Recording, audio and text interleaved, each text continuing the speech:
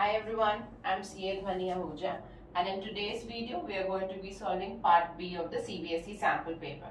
In my previous videos I've already solved part A, 1 mark question, 3-4 mark question and 6 mark question. Today we are going to be solving the part B. Chalo, let's start.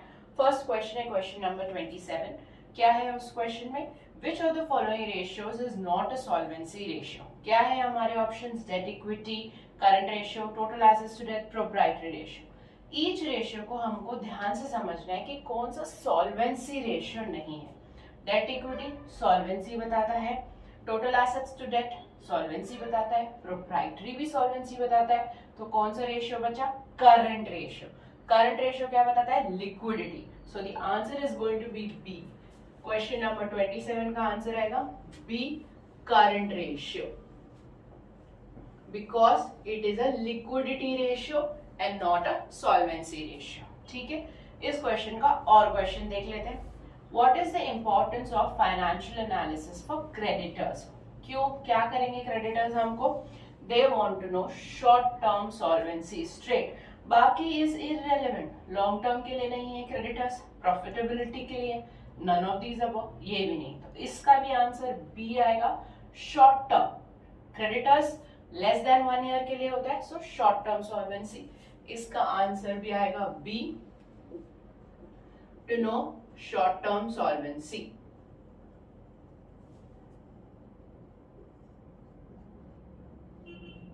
Okay, चलो आगे बढ़ते हैं. Question number 28. What will be the effect of issue of bonus shares on debt equity ratio? सबसे पहले आपको ratio समझना है कि डेट इक्विटी रेशियो है क्या. क्या फॉर्मूला होता है डेट इक्विटी रेशियो का? Debt upon equity. अब क्या हो रहा है इस रेशियो में? हम लोग बोनस शेयर्स इश्यू करें. बोनस शेयर्स इश्यू करें तो सबसे पहले शेयर्स बढ़ेंगे, शेयर्स बढ़ेंगे तो इक्विटी भी बढ़ जाएगा. बट बोनस शेयर्स इश्यू कैसे कर सकते हैं हम? By using securities premium reserve. Security premium reserve भी अंडर इक्विटी ही आता है. सो सिक्योरिटीज प्रीमियम रिजर्व कम हो जाएगा और इक्विटी बढ़ जाएगा, शेयर होल्डर्स फंड्स बढ़ जाएगा. So net effect on equity is going to be zero. There is going to be no change on equity at all. Debt also no change. So finally ratio को क्या होने वाला है? No change. Option number D, neither increase nor decrease. Option D will be your answer. Neither increase nor decrease. कुछ भी नहीं होगा, दोनों में कुछ इफेक्ट नहीं आने वाला है. Question number 29. Rafael Limited is carrying on mutual fund business. Mutual fund की कंपनी है, सो इनका मेन बिजनेस जो ऑपरेटिंग बिजनेस है that is of investing in other company. सो ध्यान से पढ़ना है आगे क्या बोल रहा है question. It invested rupees 10 lakh shares in a company and received dividend of 10%. कौन सी activity? Cash flow from investing activity कितना आएगा पूछा है. जब हम इन्वेस्ट करें एज अ म्यूचुअल फंड, वो हमारा मेन बिजनेस है, तो वो हमारी ऑपरेटिंग एक्टिविटी है. It is not investing activity at all. If it's a mutual fund company, investing में क्या क्या आएगा? Buying of fixed assets, selling of fixed assets. ये शेयर्स वगैरह उस एक्टिविटी में नहीं आएगा, दैट विल बी ऑपरेटिंग. तो क्या आएगा इन्वेस्टिंग का आंसर? सी, नील. सो 29 का आंसर आएगा C, nil. It is not investing activity at all. Okay, इसका और क्वेश्चन देख लेते हैं. Issue of equity shares is shown under which activity in the cash flow? Straight question है, सिंपल क्वेश्चन है, ज्यादा दिमाग नहीं लगाना है. इश्यू कर रहे हैं हम शेयर्स, सो ऑब्वियसली वो आ जाएगा फाइनेंसिंग एक्टिविटी में. So answer is going to be financing activity. Clear? चलो, ये हो गया question number 29. Question number 30. Question number 30 में गुडविल का अमाउंट, राइट ऑफ अमाउंट पूछा है. तो पहले आपको छोटा सा गुडविल का अकाउंट बनाना पड़ेगा to get the correct answer. So ये आप वर्किंग नोट की तरह बना सकते हैं. नीचे आंसर के लिए जगह छोड़ दो, उसके बाद वर्किंग नोट में गुडविल का अकाउंट बना दो. गुडविल हमारा एसेट है, सो डेबिट साइड पे हमारा ओपनिंग बैलेंस आता है, मतलब previous year balance. Previous year balance question में दिया है 3 lakhs. और क्लोजिंग बैलेंस आ जाएगा क्रेडिट साइड पे, जो है करंट ईयर का बैलेंस वो है 2 लाख। और क्या दिया है क्वेश्चन में, हमने गुडविल परचेज की है ड्यूरिंग द ईयर। अगर हम परचेज कर रहे हैं तो हम लिखते हैं टू बैंक डेबिट साइड पे, this is your purchase figure, that's it. अब हम इस अकाउंट को क्लोज करेंगे। इस अकाउंट को क्लोज करके हमको हमारा राइट ऑफ फिगर मिलेगा, that is the answer of the question. So यहाँ टोटल आ रहा है 330, दोनों साइड 330 लिख देंगे। This is 2 lakh, so the difference figure, that is 1,30,000, is your write-off figure, which we write by profit and loss. So कौन सा answer आएगा इधर? D, 1,30,000. 30th क्वेश्चन का answer will be D, 1,30,000.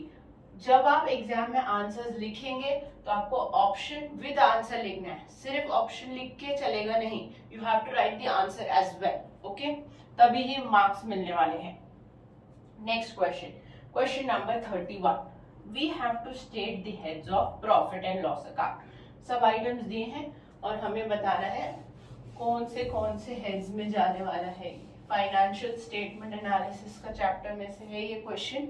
We have to से कि कौन से heads में जाएंगे। Question number 31, first item interest paid, कहा जाएगा इंटरेस्ट पेड? ये हमारा फाइनेंस कॉस्ट है, we are raising funds, so this is going to go under finance cost, clear. Next second one is carriage inward, हमने goods purchase किए हैं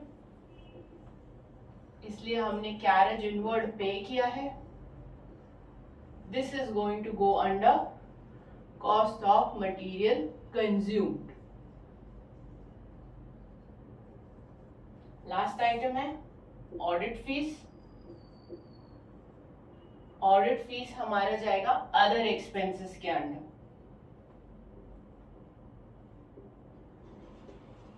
clear. So this is the answer for question number 31। Question number 32 theoretical question है, कोई option भी नहीं है उस question में, एनालिसिस चैप्टर से है, सो थ्योरी अच्छे से करके जाना है। 3 मार्क के लिए मैंडेटरी क्वेश्चन आ सकता है, जरूरी नहीं है आपको उसके साथ ऑप्शन आएगा, सो पूरा थ्योरी उस चैप्टर का अच्छे से करो। चलो 32, state any 3 objectives of financial statement analysis. क्यों करना है हमें financial statement analysis, what is the benefit of that. 32 सबसे पहला objective, to know the profitability.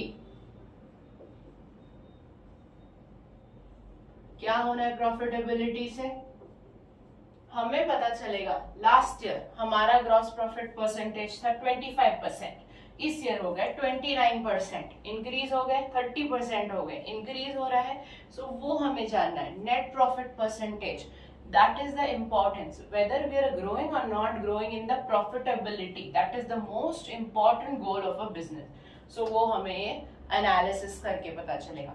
Second, financial strength,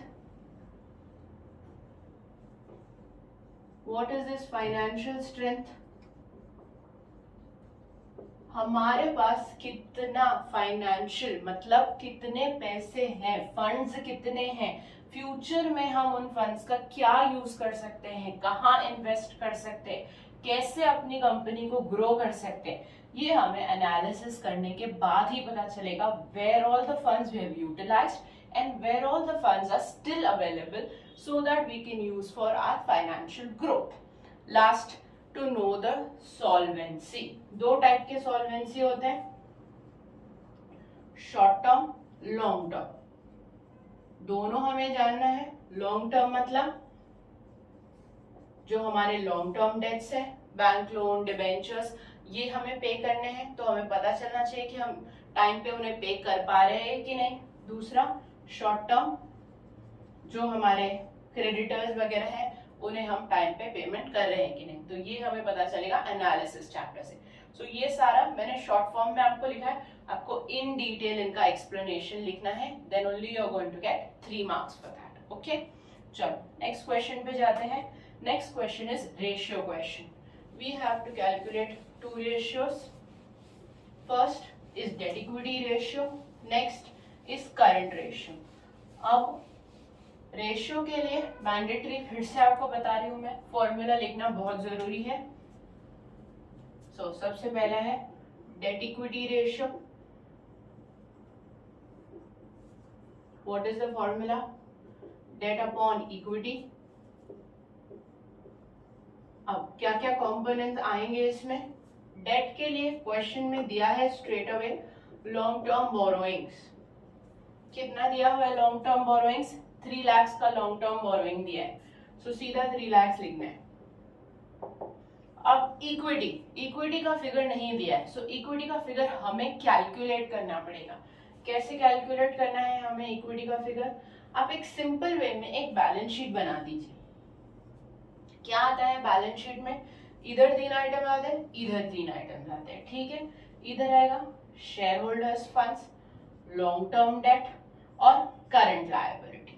इस साइड क्या आएगा? Fixed assets, non current investments और करंट एसेट्स। क्लियर?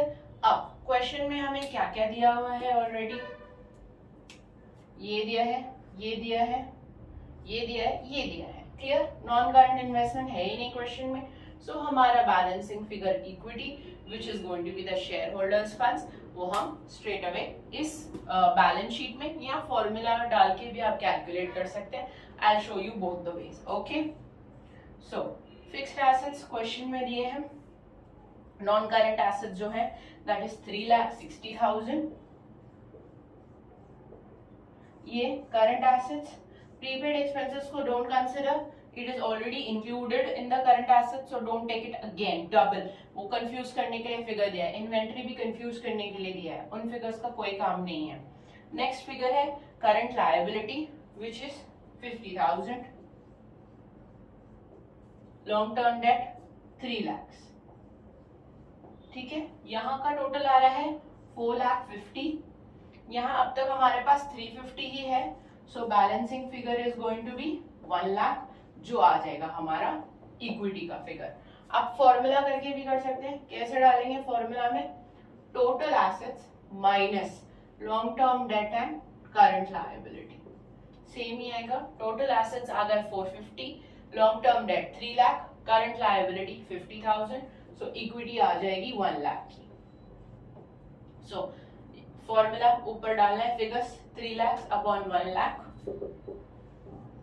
सो रेशियो आ जाएगा 3:1। That is your debt equity ratio. Next ratio हमें calculate करना है करंट रेशियो। करंट रेशियो कोई प्रॉब्लम नहीं है, सीधे सीधे फिगर्स आपको क्वेश्चन में दिए हैं।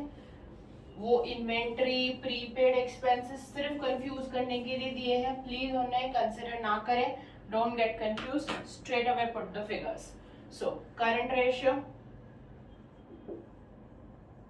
क्या आएगा? करंट रेशियो में current assets upon current liability. Current assets कितने दिए हैं क्वेश्चन में? 90,000। करंट लायबिलिटी कितना दिया है क्वेश्चन में? 50,000। सो इसे सिंप्लीफाई करो, 1.8:1। That is going to be your answer of your current ratio. किस फॉर्म में रेशियो आएगा वो भी याद रखना है, टाइम्स में है, इस टू में है, परसेंटेज में है, ये सब आपको ध्यान रखना है। ठीक है, चलो नेक्स्ट क्वेश्चन पे चलते हैं। इसका और क्वेश्चन है जिसमें आपको सब हेड, मेन हेड दोनों बताना है।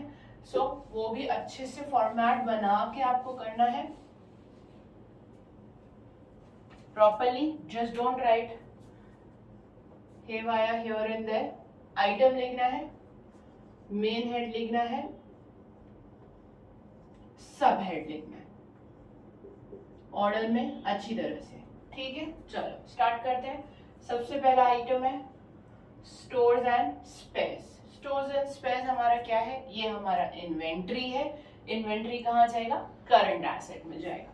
So main head current asset, सब हेड इन्वेंट्री। आप पहले मेन हेड लिख सकते हो, फिर सब हेड लिख सकते हो, not a problem, anyhow that you're comfortable is fine, but ये अच्छे से तीनों कॉलम बनाना है। ठीक है, okay. Next item unclaimed dividend. What is this unclaimed dividend?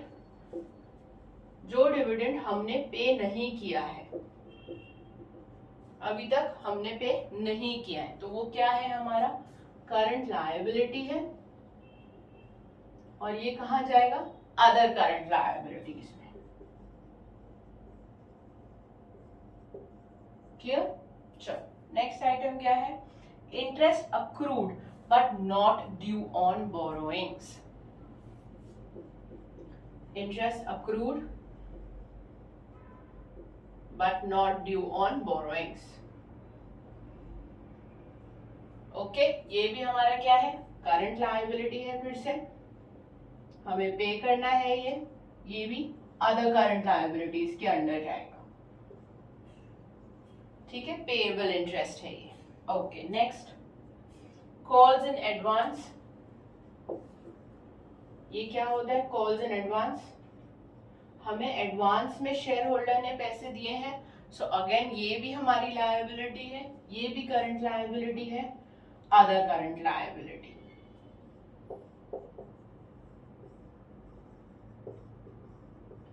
Clear? चलो next, loose tools. Loose tools क्या है, ये भी हमारा इन्वेंट्री है। Loose tools comes under inventory under current assets. Current assets, inventories, main है, सब हेड्स आपको याद रखने हैं अच्छी तरह से, उसके बाद ही आप ये सब सही से सॉल्व कर सकते हो। चलो next question, provision for tax. Provision for tax कहाँ आने वाला है, करंट लायबिलिटी में शॉर्ट टर्म प्रोविजन में।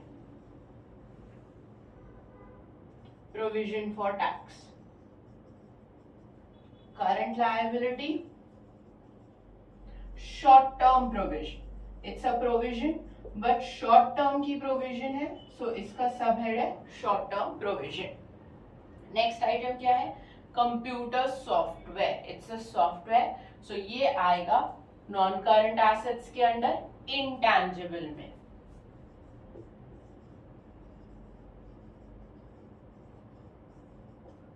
Non current assets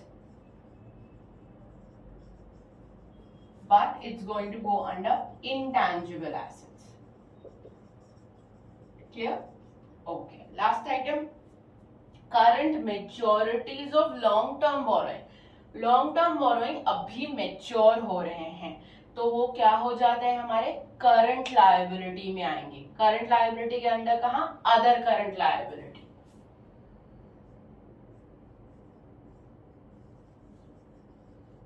current maturities of long term borrowings, current liability, other current liabilities.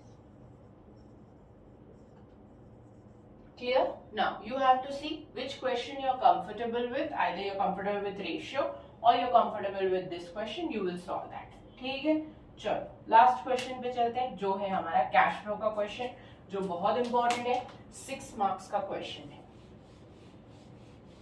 सबसे पहले क्वेश्चन रीड करना है और हमें डिसाइड करना है ईच आइटम कौन से एक्टिविटी के अंडर जाने वाला है, उसके बाद हम स्टार्ट करेंगे सॉल्व करना। ओके, चलो फटाफट से देख लो क्या क्या है। सबसे पहले share capital. Share capital financing. Reserves and surplus में हमारे पास statement of profit and loss, general reserve है, दोनों भी ऑपरेटिंग में जाएगा। फिर है long term borrowing, financing. Bank overdraft, financing again. Trade payables, operating. Short term provisions में क्या दिया है, provision for tax which is going to go in operating. फिर क्या है, non current asset, property plant, investing. Current investments, cash and cash equivalent, inventory, trade receivable, operating activity, last cash and cash equivalent. अब नीचे note देखना है, depreciation charged on fixed asset was 120. If you have any adjustments given down, उस particular adjustment के लिए आपको account prepare करना पड़ेगा उस एसेट का। कौन से एसेट के लिए दिया है, फिक्स्ड एसेट के लिए, सो हमें वर्किंग नोट के लिए अकाउंट प्रिपेयर करना है। चलो फटाफट से, working note 1, fixed asset, asset account है, सो डेबिट साइड पे ओपनिंग बैलेंस आ जाएगा। कितना है ओपनिंग बैलेंस, 9 lakhs का है हमारा opening balance. Okay, closing balance कितना है? 12 लाख का। उसके बाद क्या बोला है? डेप्रीसिएशन 1,20,000 की डेप्रीसिएशन है। अब हम इस अकाउंट को क्लोज करेंगे तो हमें परचेज फिगर मिलने वाला है। सो 13,20,000।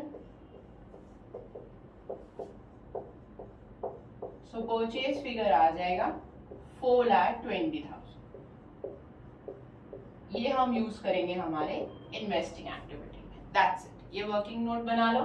उसके बाद अब हम स्टार्ट करते हैं हमारा कैश फ्लो स्टेटमेंट। ठीक है, चलो सबसे पहले हम स्टार्ट करेंगे ऑपरेटिंग एक्टिविटी से। ऑपरेटिंग एक्टिविटी में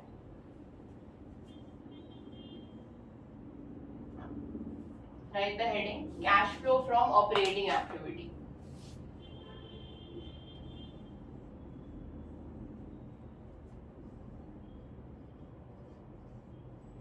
first item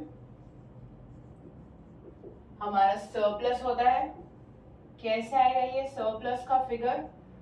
current year minus last year. हमेशा करंट ईयर में से लास्ट ईयर फिगर माइनस करना है। करंट ईयर का फिगर है 350, लास्ट ईयर का फिगर है 310। सो फिगर आ जाएगा 40,000 जो हम आउटर कॉलम में लिखेंगे। अब हम आ गए फर्स्ट लाइन पे। फर्स्ट लाइन पे 4 आइटम्स आते हैं। Provision for tax, general reserve, proposed dividend, extraordinary items. हमारे पास क्वेश्चन में 2 आइटम्स हैं, general reserve and provision for tax. General reserve last year 40 था, इस ईयर 50 है, मतलब हमने 10,000 ट्रांसफर किए। Transfer to general reserve 10,000। Next provision for tax. Provision for tax हमेशा करंट ईयर का फिगर लिखना है। यहाँ पे करंट ईयर फिगर कितना है? वो 84,000। Okay, there is no dividend, there is no extraordinary item. That's it, close कर दो। ओके, सो अब हम आ गए net profit before tax and extraordinary item पे।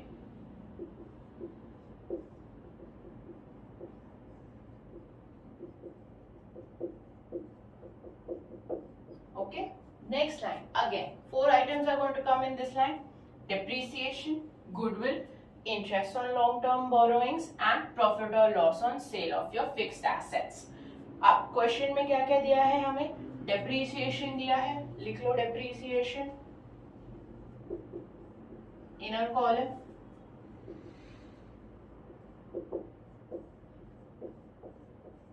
और क्या दिया है? Interest on long term borrowing adjustment में दिया है, ध्यान रखो कितना इंटरेस्ट है? 36,000। देयर इज नो प्रॉफिट और लॉस और there is no goodwill written off. सो सीधा सीधा आउटर कॉलम में लिख लो। That's it. इतना करने के बाद we are going to arrive at operating profit before working capital changes.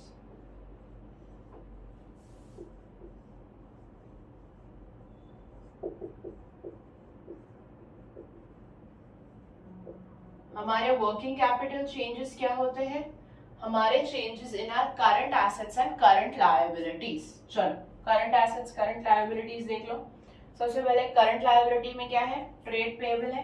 Trade payable increase हो रहे हैं, last year 50, this year 60, it is increasing. So हमें ऐड करना पड़ेगा increase in trade payable inner column 10,000। ठीक है, और कुछ नहीं है करंट लायबिलिटी में। करंट एसेट्स पे आ जाओ, इन्वेंट्री एंड ट्रेड रिसीवेबल्स दोनों भी इंक्रीज हो रहे हैं। करंट एसेट अगर इंक्रीज हो रहा है तो हमें माइनस करना पड़ेगा। ठीक है, इन्वेंट्री 1 लाख से इंक्रीज हो रहा है, सो हमें लेस करना पड़ेगा।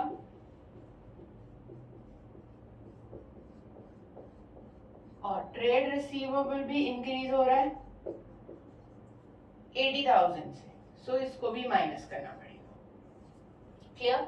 सो आउटर कॉलम फिगर हो जाएगा नेगेटिव 1,70,000। ओके, अब हम आ गए हैं कैश फ्लो फ्रॉम ऑपरेशंस पे। प्रोविजन फॉर टैक्स है, इसलिए अभी तक हम कैश फ्लो फ्रॉम ऑपरेशंस पे ही आए हैं, 1,20,000। अब प्रोविजन फॉर टैक्स का हमें लास्ट ईयर का फिगर लेना है, that is your tax paid figure which is 60,000।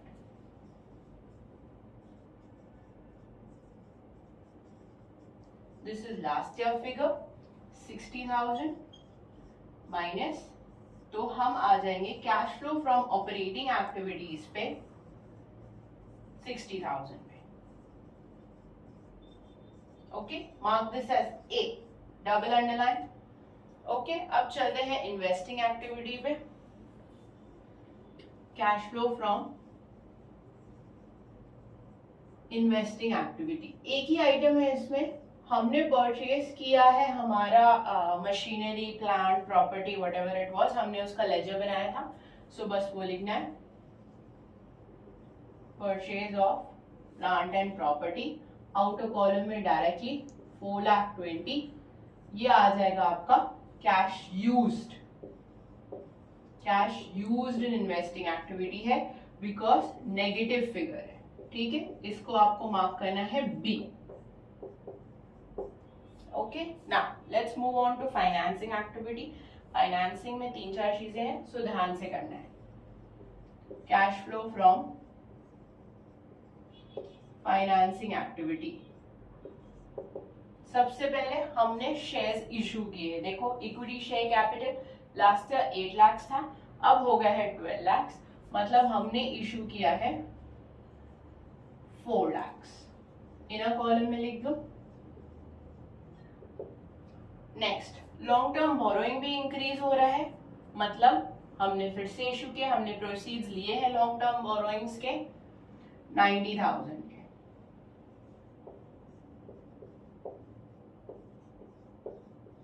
Okay, next क्या है, बैंक ओवरड्राफ्ट। बैंक ओवरड्राफ्ट कम हो रहा है, मतलब हमने रीपे किया है, इसको नेगेटिव लिखना पड़ेगा।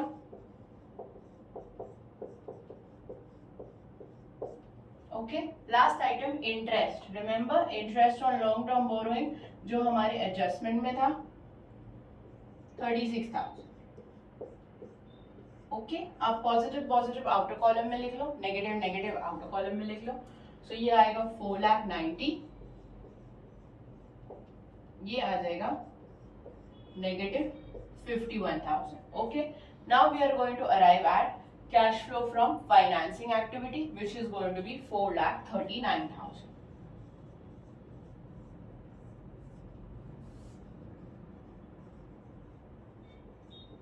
From financing activity, ये है C. अब क्या करना है, ये A, B, C इन तीनों को हमें ऐड करना है। ये है 60,000, ये है 420 नेगेटिव और ये है positive 439. So we will get 79,000 positive answer. This is in net increase in cash and cash equivalent 79,000.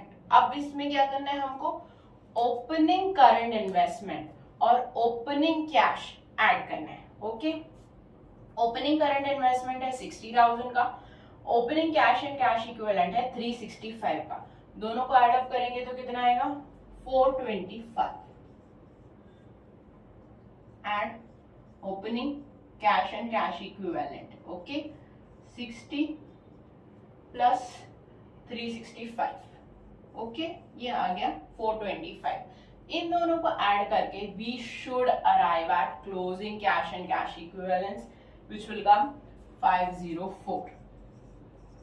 देखो क्या है closing cash and cash equivalent, 84 और 420. Okay, closing cash and cash equivalent 84 plus 420 comes 504. मतलब आपने सही से कैश फ्लो स्टेटमेंट सॉल्व किया है. कैश फ्लो पे मैं ऑलरेडी वीडियोस कर चुकी हूँ. अगर इस वीडियो में आपको कैश फ्लो इन डिटेल नहीं समझ आया है तो वो वीडियोस को फॉलो करो. With this, I have finished the full sample papers. If you guys have any doubts, please write in the comment section. If you like this video, please like, share and subscribe to my channel. Thank you for watching. Bye-bye.